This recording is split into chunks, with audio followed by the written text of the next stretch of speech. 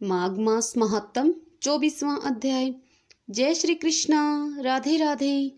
भगतजनों, कल की कथा में 23वें अध्याय में हमने महर्षि लोमेश द्वारा वेदनिधि को देवदूती के विष्णु सहस्त्र पाठ के चमत्कार के विषय में श्रवण किया था। अब आज आगे की कथा सुनते हैं। शुरू करते हैं। माघ मास महात्म 24वां अध्याय। अत्यंत विनम्र भाव से वेदनिधि ने महर्षि लोमेश से प्रार्थना की कि हे मुनिवर, मुझे उस पिशाच की कथा सुनाइए जिसे महात्मा देवद्युति की कृपा से पिशाच योनि से मुक्ति मिली थी तथा वह विष्णु लोक को प्राप्त हुआ। महर्षि लोमेश बोले, हे वेदनिधि, प्राचीन काल में द्रविड़ देश में चित्ररथ नाम का एक राजा राज्य करता था। राजा चित्ररथ संपूर्ण शास्त्रों का ज्ञाता, अत्यंत शूरवीर तथा दयालु था, परंतु समय के परिवर्तन के कारण वह दुष्ट मंत्री व परामर्शदाताओं के वशीभूत होकर उसकी बुद्धि मंद होती चली गई। उसकी प्रवृत्ति कामुकता की ओर बढ़ती चली गई।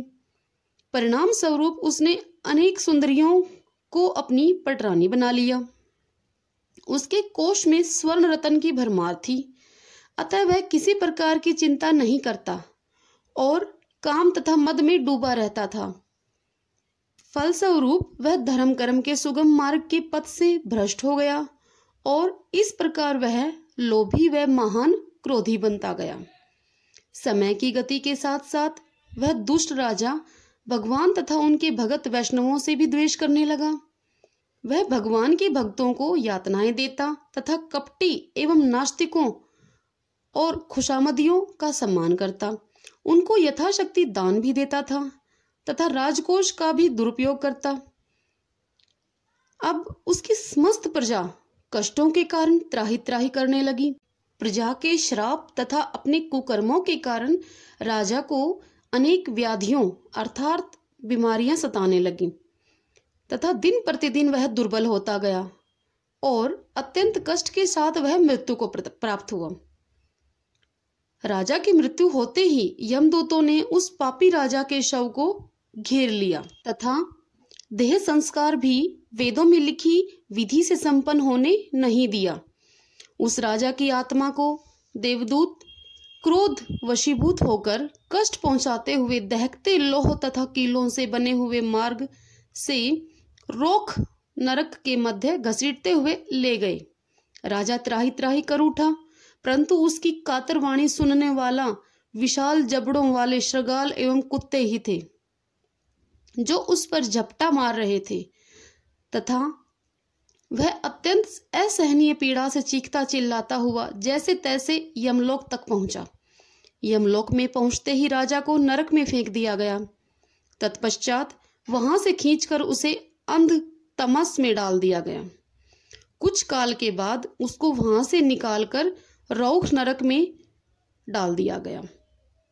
राजा असहनीय पीड़ा से चीख रहा था, चिल्ला रहा था, परंतु उसकी वहां सुनने वाला कोई नहीं था। रौख नरक के कष्ट सहने के पश्चात अब राजा को महारौख नरक में डाल दिया गया। महारौख नरक की घोर यातना के पश्चात भी राजा को छुटकारा नहीं मिला। तत्पश्चात राजा को काल सूत्र आदि नरकों की यातना के लिए ले जाया गया। राजा असहनीय पीड़ा से मूर्छित हो गया। कुछ काल के बाद राजा की मूर्छा भंग हुई तथा जैसे ही वह चेतना में आया, अब उसको उठाकर महाबीची नरक में डाल दिया गया। महाबीची नरक के घोर कष्ट सहने के पश्चात राजा को प्रतापन नरक में ले जाया गया। राजा पीड़ा से युक्त अत्यंत व्याकुल हो गया। तत्पश्चात उसे कमर्शः संताप नरक की यातनाएं सहनी पड़ी। संताप नरक के पश्चात राजा को कामोल नरक ले जाया गया तथा वहां उसको अनेक कष्ट सहने पड़े। कामोल नरक के पश्चात उसे पूर्ति मूतिक नरक में घसीटकर ले जाया गया। पूर्ति नरक के दुर्गम भागों से खींचकर तथा घसीटते हुए लोक शकुभ्रगी यंत्र के दुर्गम मार्ग से ले जाकर शालियली मार्ग के बीच फेंक दिया गया। शालियली मार्ग के बीच से अत्यंत भयानक नदी बहती थी। उस नदी का नाम भी भयानक ही था। उस नदी में कुछ समय तक बहने के पश्चात राजा को वहां से उठाकर महाभयानक दुर्दश मार्ग पर ले जाया गया। तत्पश्चात पापात्मा राजा को पत्रवन लोक तारक आदि नगरों की कष्टमय यातनाएं सहनी पड़ी।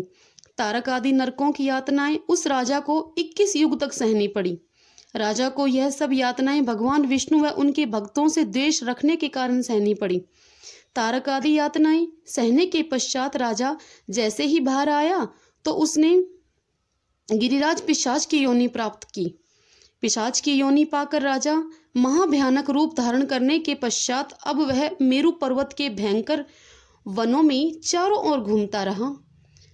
वहां चारों ओर अग्नि प्रज्वलित रहती थी तथा दुखों के कारण राजा चीखता चिल्लाता रहता, परंतु वहां जल की एक बूंद तक उसको प्राप्त नहीं होती। अब इस प्रकार भूख तथा प्यास से विलाप करता हुआ राजा हाय मरा बचाओ मुझे चिल्लाता हुआ वह परम वैष्णव महात्मा देवधूति के आश्रम में भटकता हुआ पहुंच गया। वहां कातिरवाणी में विलाप करता हुआ राजा चिल्लाया, हे प्रभु, मैं कब तक इन अनेक जीवों के कोप का भोजन बनता रहूंगा। हे विष्णु भगवान, मुझे बचाओ, मेरा बेड़ा पार करो। मैं अनेक योनियों से रौख नरक के कष्ट सह रहा हूँ। मेरा नरक सागर से बेड़ा पार करो, मुझे बचाओ प्रभु। इस प्रकार दुखों से बिलखता हुआ विलाप करता हुआ राजा मूर्छित होकर महात्मा देवधूति के आश्रम के निकट गिर पड़ा। माघ मास महात्म 24वां अध्याय समाप्तम। भगतजनों, आगे की कथा हम कल सुनेंगे माघ मास महात्म 25वें अध्याय में। तब तक के लिए नाम जाप करते रहिए प्रेम से, मन से। हरे कृष्णा कृष्ण कृष्ण हरे हरे, हरे राम राम राम हरे हरे। जय श्री कृष्णा, राधे राधे।